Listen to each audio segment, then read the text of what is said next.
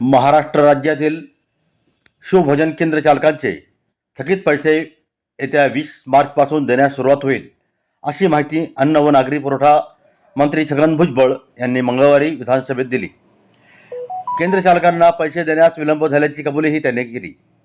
या संदर्भात सना मालिक यांनी विधानसभेत लक्षवेधी सूचना मांडली. शिवभोजन थाळी योजना ही बाळ ठाकरे यांच्या प्रेरणेने आणि छत्रपती शिवाजी महाराज यांच्या नावाने राज्यातील गरीब व गरजूंना सुरू करण्यात आली आहे.